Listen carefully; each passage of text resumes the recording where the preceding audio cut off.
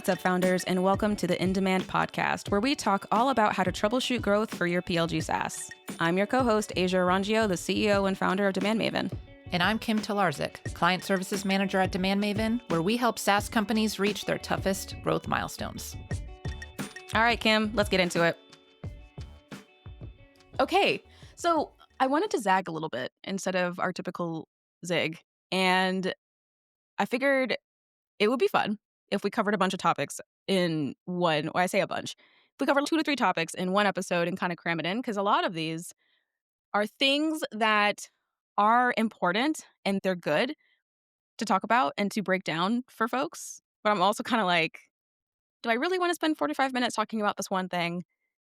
Maybe not. And maybe that's not as interesting for listeners either. Yeah, that sounds good. Yeah. So I figured, okay, there are 3 things that we were brainstorming just now of what to break down. And the first one, I actually would love it if you explained a little bit, but it's related to when we run customer research, so specifically jobs to be done. And the face that I have during the interview process versus the face that everyone else has. And like wheels are turning in a way for me that don't turn for everyone. And I just love to have you start there and kind of explain that further, because I don't think I explained it well, but Yeah. So, for people listening, we just got done a week customer interview sprint. So we talked to, so far, 9 customers or 8 or 9? We'll be talking to more next week.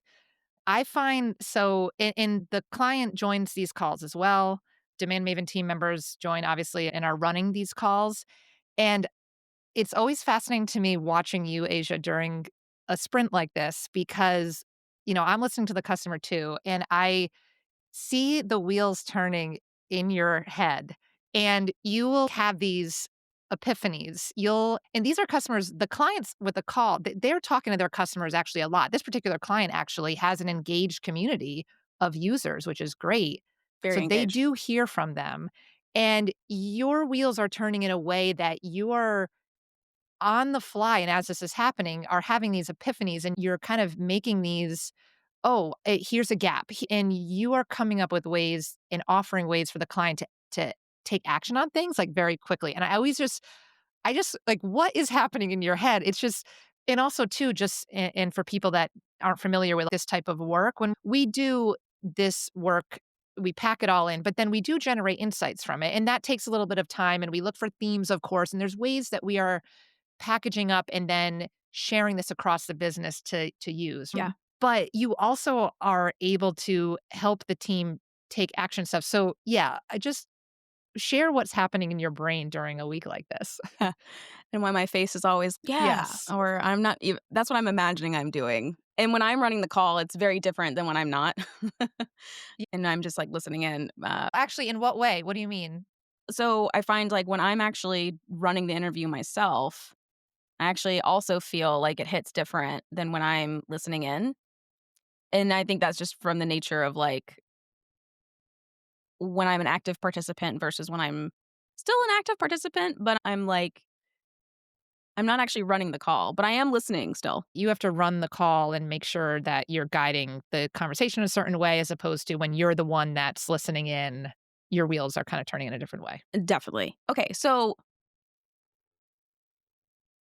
part of this is when you can. So one of my scary superpowers is, while I might not remember every detail about a customer interview, there are certain things that I do remember as patterns of behavior. And usually across across some volume of interviews, there are very clear patterns that emerge in terms of behavior. So for example, a few of the opportunities that I was hearing in this latest batch of research had to do with not just what the customer was doing, but also in a way of what they weren't doing. So for example, it's actually very common to hear, like in really competitive markets, that a customer is looking up and trying out like 6 to 10 solutions. We've heard that before. So this is very common in productivity software, where if someone's looking for a project management solution, they will literally sign up and try 8 to 10 different things. Yep. You get in some markets, though, where it's 2 to 3, and you better be in that 2 to 3.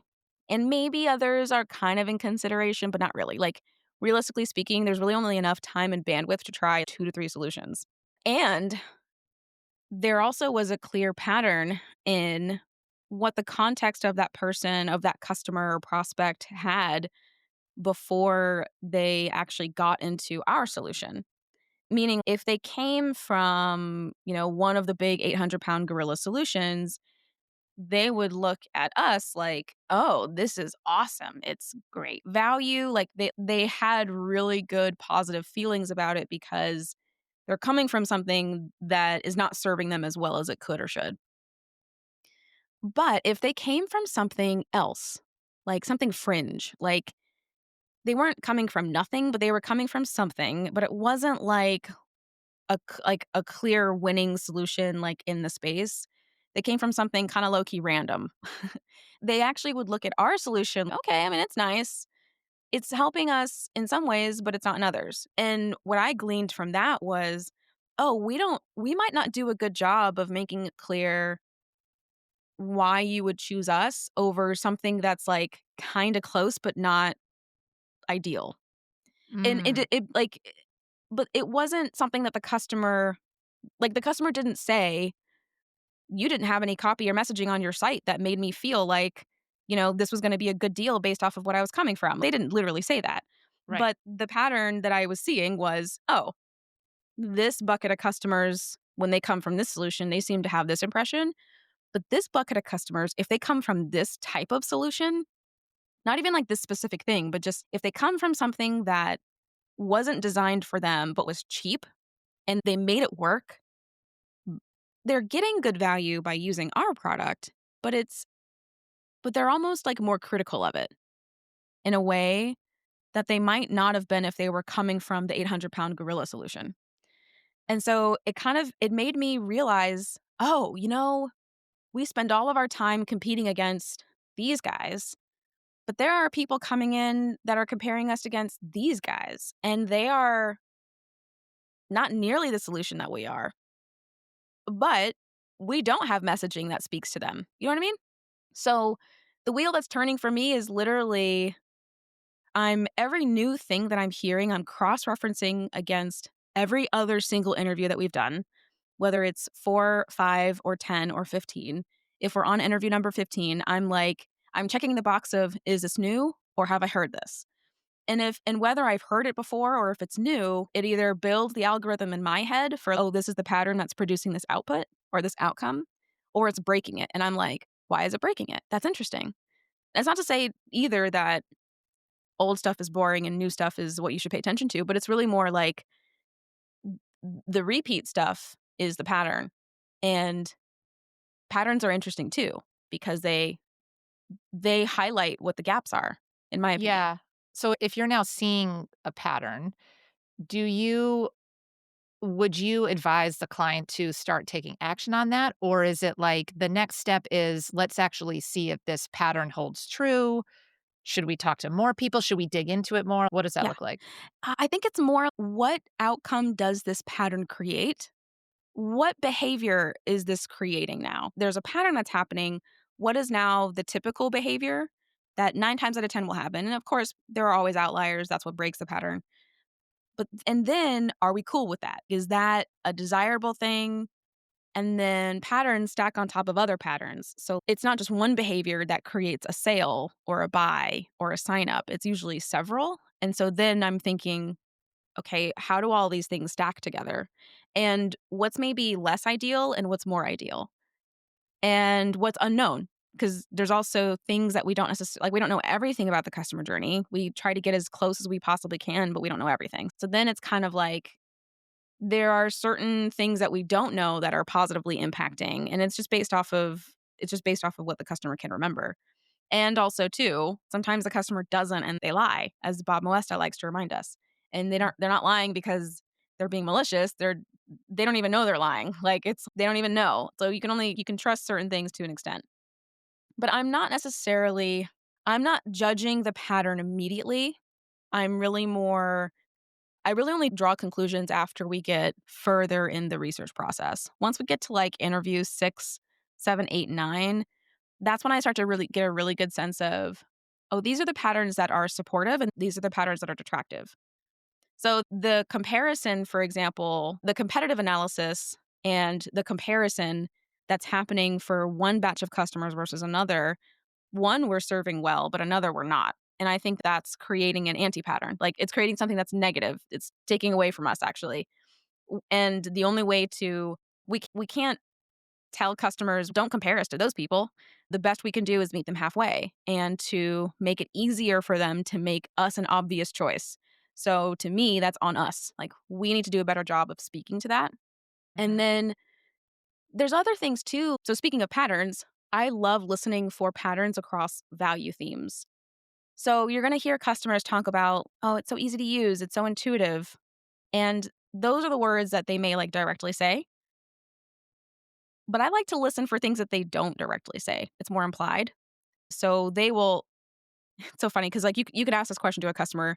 You'll be like, "What's the thing that you love the most about XYZ product?" And I'm like, "I mean, it does this." And then they'll spend a whole other 10 minutes talking about this thing that they really like about the product, but they won't actually say, "I love that thing." But they'll spend literally 10 minutes talking about it. "Oh Mhm. yeah, the website builder, it's been really cool because, I can do XYZ or whatever." And they'll spend forever talking about that thing. But when you ask the question, "So what do you love about the product?" They won't mention that thing because they'll make up something else entirely. But it's I literally just listened to you for 10 minutes talk about how much you love that thing. That's probably a value theme that you might not be aware of consciously, but subconsciously you care about this. And Yeah. so that tells me, especially if I start hearing patterns across value themes, I start thinking, are we doing a good enough job speaking to that value? And then sometimes I'll hear value themes, and there's certainly patterns across some subset of interviews. Maybe 3 out of 10 people said this thing, and it'll be like, it helps me look really polished, or it'll be something very obscure, but is very real. And then I start thinking, do we tell that story on the site at all? Or do we tell that story, excuse me, Mhm. ever in any of our messaging?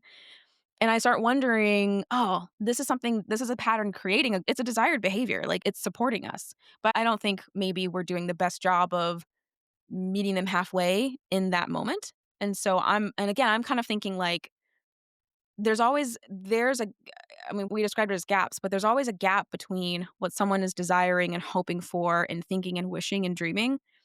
And then there's us. And are we putting that out there? And so we're talking to customers that are already using the product. And it sounds like so now the goals one of the goals might be, okay, now how do we attract more customers Hmm? that are good customers? What's an example of a value theme? Because and that's what you mean, right? So now we already this customer has come in and they don't even really know the value theme, but you kind of draw it out and you're hearing it by the way they're talking. Maybe that this person didn't actually come in because of this value theme. Maybe it's just, oh, right now, this is actually great because I can use this tool for this and it makes me look good. So I'm gonna say this back. You tell me this is where you're going with this. So then we're now taking that and saying maybe we're actually not doing a good job saying to everyone else that they could also have that. We're going to update our messaging so people can say, oh, yeah, you can look good like that too. Is that what you're meaning? Is this how this value theme is playing out? And usually, again, across a set of interviews, you're gonna pick out several value themes, and maybe about half of them or 2/3 of them, you're doing a good job or a decent job making sure you're speaking to that. And there's probably like a good half or third that you're not at all, but you could be. And Mhm. so I'm listening for that. Those are messaging opportunities to me. They're also not just messaging, but also like brand opportunities usually. And it makes me think, oh, are we doing a good enough job also with making sure we appear maybe how we should to this audience? And then there's also tactical stuff too that comes up. So of course, like when you unpack the customer journey, you'll hear channels usually. And there were a few that popped up that we kind of have our toe in, but we haven't really committed. We've heard it enough times though that like YouTube, for example, came up I think 3 or 4 times. And we kind of have our toe in there. Like we have a YouTube channel, but we're really We haven't really committed, and I think what's holding us back is we just don't have a clear process, or we don't have a clear work path for making that real for us, and which is a fancy way of saying there's no process or operations behind it right now, Yeah. Or or strategy or to even. know how to meet the customer where they're at when they are on YouTube. And YouTube is such an algorithm game and requires a certain type of investment. It doesn't have to be big investment. It could be scrappy, but the we just haven't really committed mental energy or resources to really figure that out. But this has motivated me and the team to figure it out because we've heard Mm. it. I think literally half of the interviews have mentioned YouTube in some kind of way. So what does this look like as your wheels are turning, these things are popping up? How are you now gathering these insights and starting to relay it to the team? And of course, some things, like you said, they don't become a pattern, or what does that look like? Yeah. It is documentation to start, and then prioritization, and then I'm a big fan of understanding the trade-offs. For example, there are some clear opportunities that we can leverage from this research, from the insights that we've gathered. Now I have to do the brain work of, okay, based on what's on deck for Q2 and Q3, what can we fit in? What do we think will have the highest return and the highest impact? So this kind of goes into prioritization. So we've talked about prioritization frameworks before. So my thinking too is like, with the resources that we have on deck, what makes sense to tackle based on what we've learned? And I mean, and that's just management, really. It's management, but it's strategy, it's planning, all the things, and just decision making. So that's really the next step. The cool part though is that we did this research work. I am also a fractional CMO. So I actually have the ability to make the decision. But if I wasn't fractional CMO, I would either be working with the CEO or the founder on this, or I'd be working with the head of marketing or VP of marketing or whoever's in charge. And it's a negotiation practice. You have to figure out what can you fit in, because these ideas or these insights do become actual tangible projects Mm. that have deadlines and tasks and activities. And now we have to divide and conquer. We don't have to do everything, but really we should be picking the things that are okay, these are the highest impact, lowest lift. And then anything that's higher lift, higher impact, we just figure out like how do we prioritize this? Because we can see it. We just need to put our arms around it. But what I find is that sometimes it's process that holds people back, and sometimes it's capacity. But I actually feel like capacity is relatively easy if you have budget. If you don't have budget, different story. But if you have budget, you can solve a capacity problem. Now it's just prioritization. But if you have capacity, but it's process that's getting in the way, that process is actually the easiest thing to solve, especially now with AI. And I actually feel like it's a little too easy to execute sometimes. But that's my perspective. I realize that a lot of people don't feel that way. Yeah, and I think sometimes you have to pick something and just ship it or just start.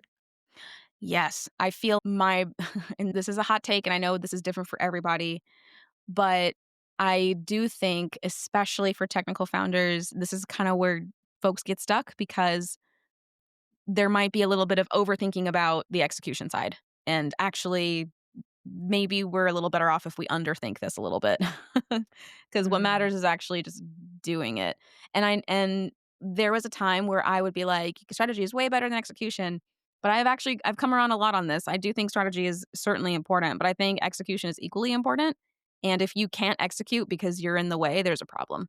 Or because you're literally overthinking it. Like, we don't need to overthink execution. That's actually the part that's the easiest in my opinion. So operations and process and creating work paths to execute shouldn't be the problem. It's actually too easy to execute these days. I mean, most people start the YouTube channels literally with their iPhones, and they just hit record and upload. It really shouldn't be hard. Now, if we want to do something of quality, maybe a little bit more time and investment. But really, the part that should be the most stressful actually should be the prioritization part of, when do we do this? And what scope should we have when we do it? And when we do it, why are we doing it? So that to me is the hardest part, but And not what are the the outcomes? we want from it. How are we going to measure this? Like, how are we going to actually report on the success of this program or whatever it is that we're doing? That, and then deciding, like, when does my team do it versus not? When do we tackle this? Do we have bandwidth? And again, capacity to me is pretty easy to solve, especially today. But that should be the hard part. It shouldn't be the actual execution, in my opinion. Yeah, and that kinda leads a little bit to something else we wanted to touch on today Yeah. is it going back to this client as well that we've been just recently been doing a lot of work for and your fractional CMO. From my view, it seems like you are doing all the things. I mean, there's a lot that's being executed, there's strategy, there's I guess in some ways it seems almost like a little bit chaotic, but not chaos. There seems to be like a balance of structure and chaos, but like things are happening. So y- I guess like how are you doing all the things? How do you balance, like you said, actually executing, but then also making sure you're laying out the strategy? Yeah. It's so interesting because you said this earlier and I just laughed because I was like, it's not how I feel. How do you feel? I think I feel more, I was telling this to my business coach the other day and I was like, I feel like in some ways we're making a lot of progress. The progress on the things that are the most important feel very slow. So like Mm, SEO has taken forever to in my forever to me is a month, by the way. So I'm just going to put that out there. I'm impatient as hell. I've always been, and I'm seeing that so clearly for myself now that I'm in this fractional CMO role. I'm like, "Damn, I am so impatient." Like I think things should just happen in like a week. But it's because when you run your own business, you low key kind of can just make things happen in a week. And that's the time horizon that I'm used to, but I recognize but I'm also I will say I'm very patient in terms of performance. Like, I know it takes people time to deliver results. I've never been one to have completely unrealistic expectations in that way. But when I think about God, it literally took us, like, a month and a half to research, find, and, commit and hire an SEO person. And I don't know why, but it eats at me because 'cause I'm like, "That's, like, a month and a half of runway that I don't have anymore," and I don't know, I'm just impatient as hell in that way, but not in the, "Okay, now we have someone, it's gonna take them time." Understandable. I'll push where if I really feel like I need to push, but I don't. So, in some ways, I feel like some certain things have taken forever, and I'm like, it's May and I don't I mean, I feel good, but I'm also like, Q2 is gonna be stressful, and I gotta figure out how we're gonna steer the ship in the right direction because 'cause we're kind of at the whim a little bit of all of our previous programs and efforts from quarters past and also seasonality. So things are gonna dip in the summer, and I'm just, like, I'm bracing myself because 'cause I'm such an achiever and a performer that, like, sometimes it's hard for me to stomach seasonality a little bit. But anyway, right. I digress. But it does seem like so those bigger things at play like SEO, and that does take time not only to get someone on board, but then of course to see changes actually happening once that SEO work is being done. But there's little things that are slowly moving the needle, and operationally things that are happening. I mean, I do see you creating a lot of artifacts, for example. Yeah, lots of artifacts, lots of briefs. Yeah, my I would say, like, my style of management is and also leadership is very much I don't believe that anyone should be guessing about where something is or what their role is in the thing or even I also I'm not a big fan either of siloing and partitioning off myself so that I'm having, like, all these, like, one-to-one conversations with everyone about the same project that everyone is working on. That should just be in the main channel, you know what I mean? Mm. And that's my style. I know some people are very sensitive about cluttering up channels, like, the team is very remote, no one's working in an office. But when I think about how I approach operationalizing a function, it's again, is there a clear work path to execute this? In the product marketing case, so Kim is also referring to we've got a launch coming up for a very large feature set that we're bringing to the platform. And it probably seemed like overnight we had a plan, which in a way we kind of did. I think the CEO started on this. We had a board meeting though, and so he got kind of busy, which is understandable because board meetings I know can be intense. And then a couple of other things happened too. And then basically I was like, let me just take this because I can literally create a brief overnight. And that's exactly what happened. And then to me, it's okay, this is the plan. This is what we're going to do. Executors now need to execute. That's been my motto the last couple of weeks. I need to get executors executing. And Mhm. as the executive, if I can't get my team to execute, we have a huge problem. There's a huge problem. And so I'm thinking, what are the blockers to execution? People probably don't know what's happening. They probably don't know what they need to do. And they probably don't know when they need to do it. Now, generally speaking, and I don't know if every manager or executive is necessarily like this. In this particular sense, our team is centralized, but we have some contractors and some full time. And there's differing skills, expertise, et cetera, levels too, and also capacity. And so in the role that I'm in, I have to make it really clear to my contractors, for example, all right, here's what's got to happen. You already know how to do this. I'm not going to tell you how to write the copy, but you take this email and you take that email and you take the social post. And my job is now done unless there's something that I'm missing or there's a gap that like strategically that we're missing. So for example, we were going to write an email to a specific audience and now we're not. And so me, VP of product, CEO, we're all deciding together. And this is all happening in Slack, by the way, which can get messy. But Mhm. in this particular case, because it's focused, it really wasn't. It actually was pretty clean. Yeah, in that brief you're talking about, it's beefy, which is amazing, and it also has in it, like, what the messaging like, Strategy is? the messaging Yeah. strategy, right? So you said, like, the content people know how to write content, that doesn't need to be micromanaged, but that messaging strategy is there based on what this feature is, and then also, the product got involved to write, more about the feature so that everyone in marketing also understands, and then, of course, it's a living, breathing document, so if anything changes, product can jump in if needed and make edits or, whoever can make those edits, Yeah. which, to your point, that's right, that's what's helping you now run the strategy and the execution to happen. Yeah. And so now management is actually very easy for me now that we have this brief. And it's not, and it probably still feels a little chaotic because we're kind of building this on the fly together. But it's also relatively organized. Like, I don't feel like my team has had too many questions.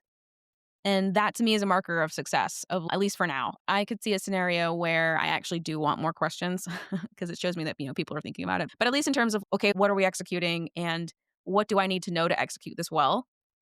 And that to me is a marker of a job well done. Now, but I think this also kind of speaks a little bit too, and this maybe is where it does feel a little chaotic. One of the things that I still need to do for the team is really help define roles and also make it and really unpack and understand how is the team spending time, not to micromanage, but to reprioritize or to redirect because we might be spending too much time and energy in some areas and not enough in others, and those original areas may not be as high ROI, and which is one of the things that I'm like unpacking now. So I'm like, we might need to restructure a little bit. Not like restructure, give people new titles or roles, but more refocus. We might need Mhm. to refocus people. And that is something that is coming. And I can feel that tension. And I think that's going to be my next big thing that I really focus on. But in terms of, yeah, like it probably does feel like I'm everywhere all at once. But it really is just because I am seeing what are actually the most high impact fires that can cause the most damage. And I'm wrapping my arms around them very quickly, as quickly as I can. At first, it was paid acquisition, then it was SEO. Now it's team structure and team roles and like team focus. And I would even say like in the beginning, it was budget and meeting cadence, like even just the meetings that we were having. Mm. Every like before there was there a marketing meeting before? I don't think there was. I think it was just one-to-ones. No, just one-to-ones, It was yeah. just one-to-ones, that's right. Yeah, the CEO had one-to-ones with each individual marketer and I was like, marketing meeting. Weekly marketing meeting because the siloed conversations, it was causing the CEO to do double time basically. Like he was basically having to have the same conversation over and over again. And then answer more questions in Slack. And I was like, oh, we can address that very quickly. So all that to say, as things pop up, I'm wrapping my arms around them. The product marketing is actually what came up. And that probably is why it feels like I'm everywhere all at once. Yeah, and we did a past episode on what like a fractional CMO and what that looks like and the Mhm. differences and or what to expect from a fractional CMO in general's work, which is kind of cool because now we're sort of getting into the weeds of what some of that looks like. Of course, it's not all going to be perfectly structured. There has to be movement and execution. It's the job of the CMO to wrap their arms around it. Mm. And starting with budget and some of those operational things makes sense because you sort of have to tweak those in order to now move on to what feels more chaotic because people are moving. People are actually shipping things. Yeah, I think a lot about it's do think about it's kind of like being a conductor in an orchestra. A conductor doesn't have to manage. It's really more about like how do they lead, and their orchestra is a team of experienced musicians, Mm, but the conductor is the only one who knows what is the sound that we need to play when we play. And that is what I feel like I'm trying to do. I don't know if I'm doing it well. We'll see. yes. But I what I'm trying to do is I'm like, we really aren't hearing the violins enough. We got to get the violins a little bit louder, and like the cellos are a little off. They're a little we got to slow them down. Like it's actually lentamente. It's not allegra or whatever the word is for being aggressive. And I kind of feel like that's how I'm approaching it. And then the brass players come in and it's like, whoa, too much. And let's calm that down. So that I feel like I'm reacting in real time. And and to be honest, it's not actually my favorite way of leading. I like to be a little bit more proactive. I like to get ahead of things and kind of see the train coming like before it actually gets to the station. And I'm not there yet, but I feel as we smooth out some of these kinks, we'll get there. But Hmm. that's my perspective. Yeah. We did want to talk about being a good manager versus being a good leader. Just yeah, and the segues perfectly. Yeah, totally. This What are your okay. thoughts on that? Yeah, I remember I put this on the list probably like a month ago now. No, this was like last week. Was this like literally this week that I put this on the list? I can't remember. Maybe. Probably. Okay, so this is a topic that I'm very passionate about. And I think it's because I have experienced both, like great managers and great leaders. And I have also experienced like not great managers and not great leaders. Hmm. And I know you have a lot of experience in this too. So I love also like your take on this. But to me, there is a very big difference between being a good manager versus being a good leader. And I think if you are in any executive or leadership position, you probably are going to have to do some mixture of both. And you're probably also going to have to do both at different times and at different degrees. There are some VPs, for example, and some chiefs who are excellent leaders, like incredible. Not necessarily great managers, but the implication is that they have hired people who don't really need management. They kind of already know what to do and they just got to go and they do the thing. But I also think too, there are different definitions of this. To me, a leader is someone who really says, "This is what the world should look like. Follow me along to go and make this world a reality." I think like tangible examples of that is I hate to use myself in this. I have this vision of what marketing should look like at this company. I now have to share that vision with my team and encourage them to come along with me and not dig their heels down because it's scary or it's uncomfortable or they don't actually believe in that vision. And it's interesting because I'm feeling that tension a little bit now where we lost our head of marketing. And for context, I joined in February, mid to end of February, mid March.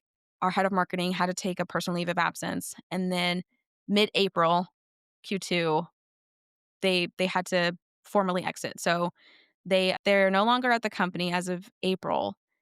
And that has left a huge gap in terms of execution. But, Mhm. and also just like having someone on deck who also is extremely knowledgeable about the product and about the customers, et cetera. But that that has created a certain type of stress because I think the team was used to a certain vision for marketing. I'm trying to paint them something else that is a little bit that's a little different than maybe what they've originally, like, were bought into at first. And there's a tiny bit of tension, but not in the, like, they don't believe in this vision. It's more like they don't know how we're gonna get there. And so I need to do a better job of explaining to them, "Here's how we're gonna get there. Here's what this is gonna look like." But we were deep in research this week. I haven't been able to wrap my arms around this quite yet, but that's, like, my biggest mission is I've gotta make sure that I get buy-in on this vision for what the marketing team will look like, so that way things just happen smoother. The people who are on the ground executing are bought into this, and they'll actually move forward and do it. Management, though, to me is very different. Management is more like you could be a great manager and a terrible leader. And I think it's not to say that managers lack vision, but it's more they're far more concerned with the output and the outcome. And I think they're far more concerned with individual performance than they are, or even like team or collective performance towards some tangible, like material goal. Usually it's like revenue production or lead production or whatever. And I find that this is also very common where you can be a manager of super experienced team. Usually that experienced team is a team of individual contributors of some kind, and your job as manager is to ensure that this is effective, efficient, and is operationally sound, and like you're actually like achieving the goal. But again, you can be a manager and a leader at the same time. So you may still need to sell a vision, especially if you're a manager of a function that is new or is untested, or like maybe you're building the next electric vehicle and you've got to sell this team on building this thing. Like there's I think that there's a lot of overlap. And at the same time, you can be an excellent leader and not a great manager. And I think in scenarios like that, you'll get someone who is, "This is the vision for where we're going, but I can't tell you how we're gonna get there," or I can't make it really clear and tactical and tangible what you need to do to contribute to that. And I'm not gonna keep up with you either. I'm not gonna necessarily make sure that you're actually doing it." Right, I'm And gonna be off coming up with new innovations, right. new visions. Right. And yeah, like I've experienced all of those. I've experienced good managers who were terrible leaders. I've experienced great leaders who were also great managers and vice versa. I've also had great leaders who were not great managers. But in a way that actually worked for me in some scenarios because I didn't necessarily need a ton of management, but having a little bit of guidance would have been nice. Yeah, so are you saying in your current example you're giving, is that leadership combined with management? And for me, or Yeah, like the first example you gave. So you said you need to create this vision of what marketing looks like yes. and show them how to get there. Yeah. Or even I mean, and I may not have the specifics of how we'll get there, but in that, this person needs to go and execute X next week. But I can say these are our areas of opportunity, and I can give a general sense of, yeah, like here's where I can sense where we go next. But yeah, I haven't done the best job of kind of clearly defining here's the marketing function that I want to build, and we already have everyone on deck to do it. We just may need to refocus a little bit. Haven't done the best job of that. And when I joined, I created two artifacts. The first was the CMO's mandate, and that was my leadership vision, like on paper. And the second was marketing strategy. And that's more, I wouldn't say it's management, but it's definitely like executive level strategy setting for this function. And now I have to manage to this, or this is what I will now manage to and really lead the team towards in the short term. And yeah, and I think in terms of refocusing the team a little bit, making them feel assured that we can achieve what we're setting out to achieve, and also to not be afraid of a little bit of the chaos that's going to happen, because on the one hand they're probably going to get more structure than they felt before, which some people love that, and I would say probably most people actually. But at the same time, there are things that are going to be chaotic, but that's okay. But like the moment it becomes an issue, we got to resolve it, because too much chaos and people get stressed. But Mhm. just enough chaos and it's okay. This is an opportunity. Now, how do we? It's just like conflict resolution. Like conflict is actually an opportunity. So how do we figure out how to overcome this or figure this out? And to not be afraid of voicing and communicating, hey, this is chaotic. We should solve this. And I think maybe the team doesn't feel like that right now, but they should because I'm not a mind reader. I will ask questions, but I do expect, yeah, this sucks, or I expect honesty. Right. And that goes back to the leadership, right? Like, Yeah, so that's sort of it's setting also part of my leader style. sets the stage for what communication can happen and how, and transparency being part of the culture. Those are leadership qualities. I'm so curious because I see your notes here, but how do you define this? Yeah, I mean, I manager to me feels there has to be some sort of operations involved in it. Like, even though managers might not also be individual contributors, like you had said, they're focused on output. Things need to happen. And of course, based on the size of the company, it's going to, a founder and a CEO of a small company is going to have to be a leader and a manager in the beginning. But yeah, I see management of really getting into more of the weeds of that day-to-day work. And I think good managers figure out how to not micromanage and how to, in a way, it's a little bit of leadership, but it's a little bit more tactical. It's okay, how can I encourage and get the best output out of these resources? And then how do we also, obviously, like project management and resource allocation and all that, those are people that are good at those things, I find, tend to be good managers. And to me, the leadership side doesn't necessarily have to have all of those. They don't have to have as much of the operational, although, like I said, a lot of times you need to do both. But I think the leader sort of sets the direction and kind of knows, sets the stage, so to speak, gives the general direction. And a lot of even that, the how to get there can be that manager. Yeah. It's a tricky one because unless you like know the inner workings of a company, the most it's so funny because I think even people actually disagree with this, but even now as people study him, but Steve Jobs comes a lot, I think. But it's interesting because I don't Steve Jobs certainly is a leader. Whether or not he's a good one is debatable because I think his leadership style could sometimes be very vitriolic, but he certainly is a visionary. And I think part of being a leader is tapping into some vision at some level. Whether or not he could get buy-in on getting people to do this in a way that was healthy for the company is a different story. And I think he had there were different seasons that he had, I think, where sometimes it was a mess and that maybe he was not the best leader and that, kind of harsh. But it depends on how you define leader. But then I think there would certainly be times where without his leadership, certain inventions and innovations wouldn't have happened. So it's interesting, Right. but not a manager, like at all. Yes, yeah, and visionary is a good word too, because I think a lot of times if you think visionaries, you're thinking like Elon Musk, you're thinking of Steve Jobs. I think in those cases too, the right people were with them to make sure everything went okay outside of them. Yeah. Mark Zuckerberg, great example. Certainly a visionary. We don't know what kind of leader really, but definitely not a manager. That's why he hired Sheryl Sandberg, COO. Yeah. Yes. So it's like actually there is someone that I think I'm thinking now about who are some great leaders that we know. And there is an easy list actually here. So off the top of my head, if I think about like certain bootstrap founders, I'm still really inspired by the story that Steve McLeod's shared with us at Indie Founders.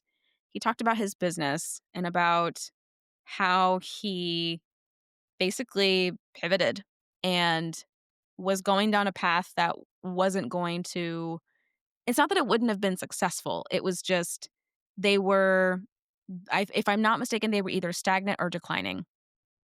And it took Steve's leadership to pivot the company and convince engineers and product managers and et cetera, like, this is the direction that we should go in, and it ended up being very profitable and lucrative for him.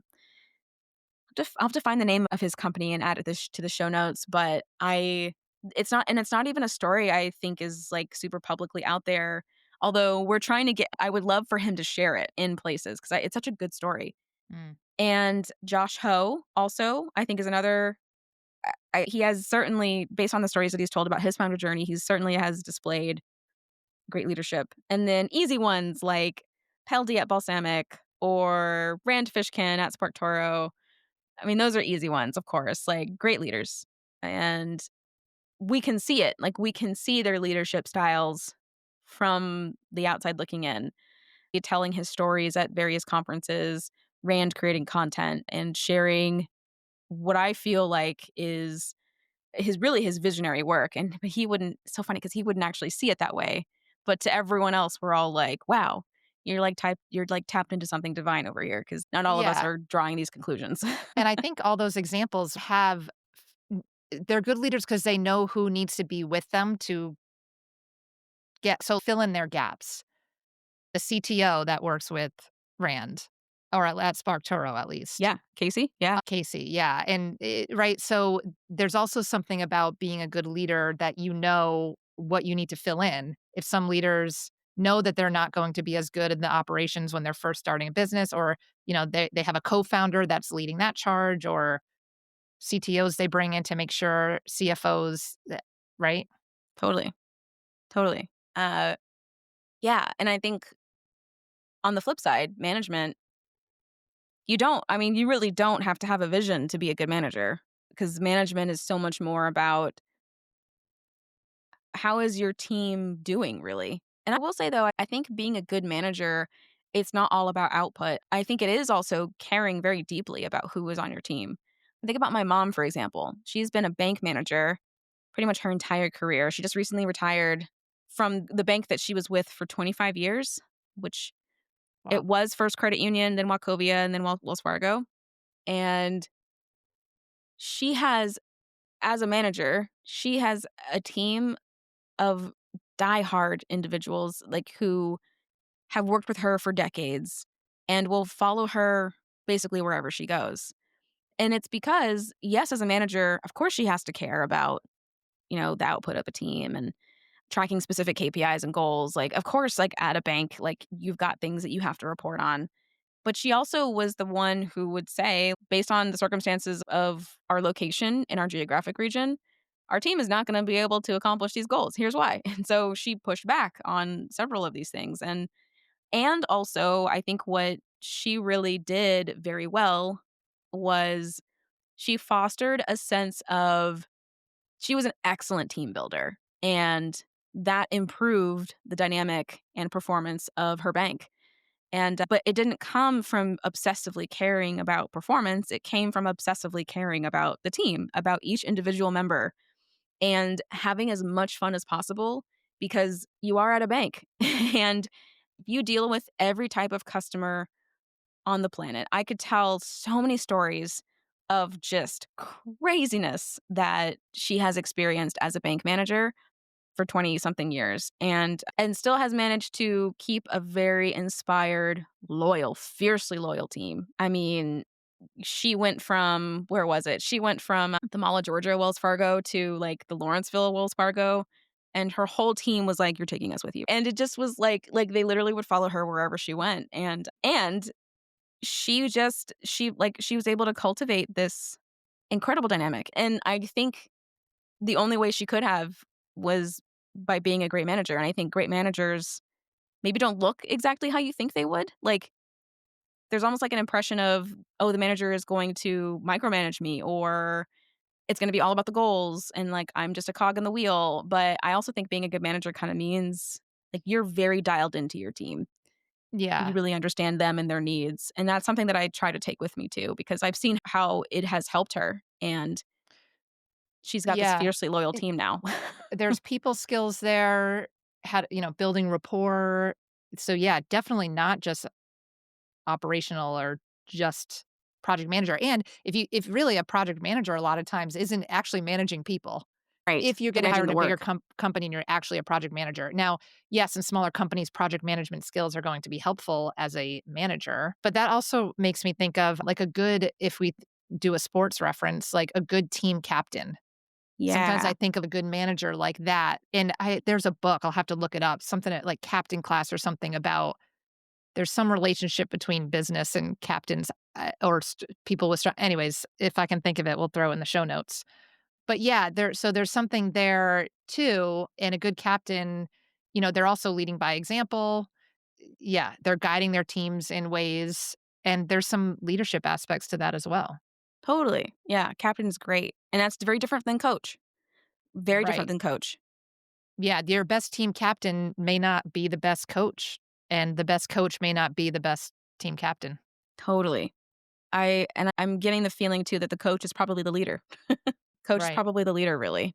And I'm sure they manage to some extent, but or in theory. But they're really like painting the vision for here's where we gotta go and here's what it looks like. Yeah, that's a good Yeah. analogy. I like that. Cool. Thank you so much. This was fun. Yeah, thanks, Asia.